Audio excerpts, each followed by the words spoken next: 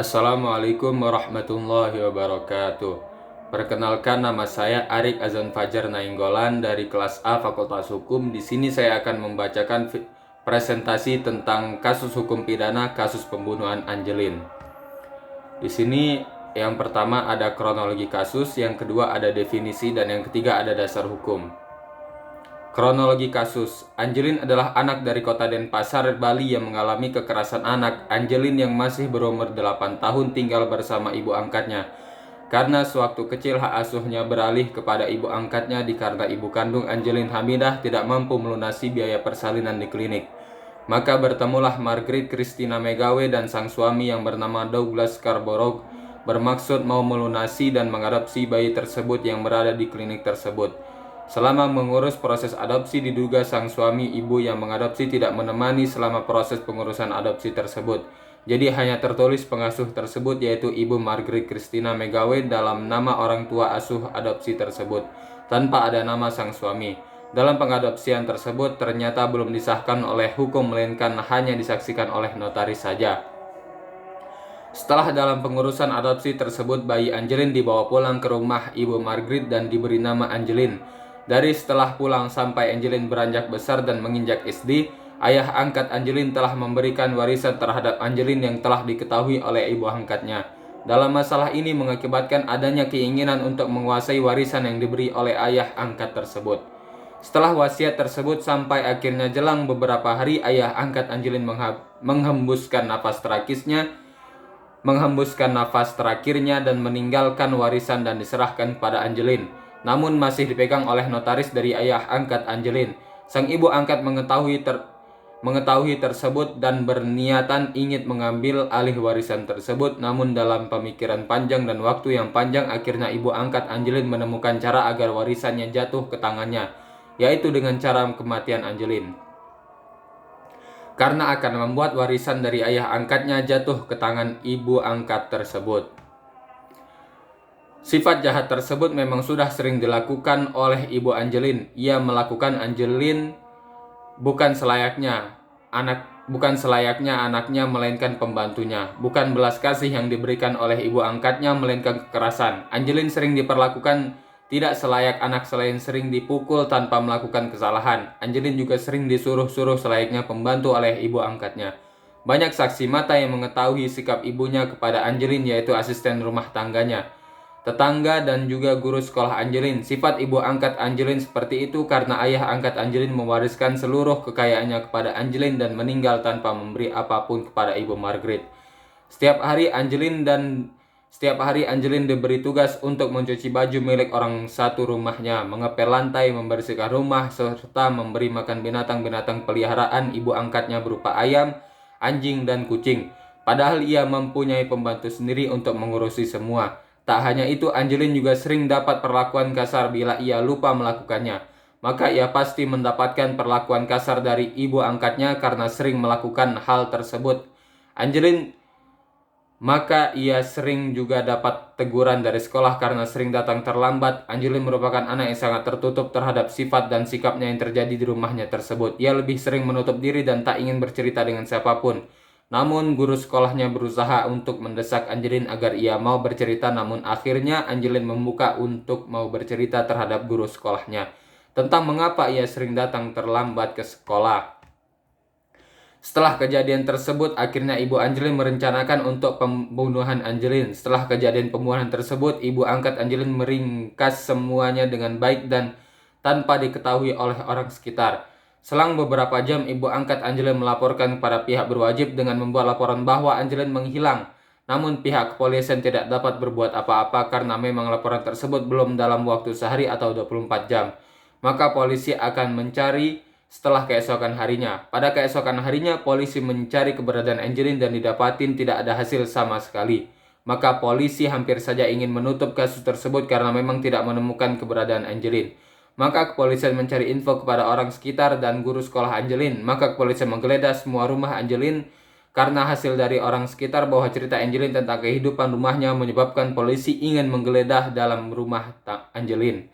Dan didapati adanya gundukan tanah terdapat dan didapati adanya gundukan tanah tepat di bawah kandang ayam tersebut. Tanpa pikir panjang lagi, kepolisian menggeledah gundukan tersebut dan didapati di bawah tanah itu terdapat kain putih pembungkus. Lalu dilakukan otopsi pada mayat Angelin. Karena sudah membusuk beberapa hari, Angelin diduga meninggal sejak 3 minggu lamanya. Di tubuh jenazah ditemukan luka-luka kekerasan berupa memar pada wajah, leher, serta anggota gerak atas dan bawah. Di punggung kanan jenazah ditemukan luka sundutan rokok. Selain itu ditemukan juga luka lilitan dari tali plastik sebanyak 4 lilitan. Penyebab kematiannya dipastikan karena kekerasan benda tumpul pada wajah dan kepala yang mengakibatkan pendarahan pada otak. Setelah itu, polisi mencari pelakunya dan ditemukan bahwa pelaku kekerasan dan pemerkosaan Angelin disebabkan oleh pembantunya, yaitu Agus Taihamba Mai. Ia adalah seorang pembantu yang bekerja di rumah Margaret. Ia terkena kasus tersebut adalah tersangka dalam kasus pembunuhan Angelin. Selang beberapa bulan akhirnya Agus angkat bicara dan memberikan tuduhan juga terhadap Margaret, ibu angkat Angelin, berdasarkan 3 bukti, yaitu pengakuan dari Agus, bukti-bukti dari rumah sakit, dan hasil olah TKP tempat kejadian perkara.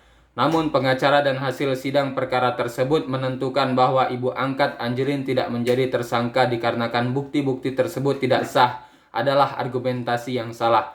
Pada sidang, hakim melemparkan beberapa pertanyaan yang ditolak mentah dengan jawaban dari ibu angkat Angelin bahwa ia menyayangi dan menghidupi Angelin dengan selayaknya anak yang ia sayangi. Dari beberapa bukti menetapkan bahwa Agus sebagai tangan kanan dari kasus ini.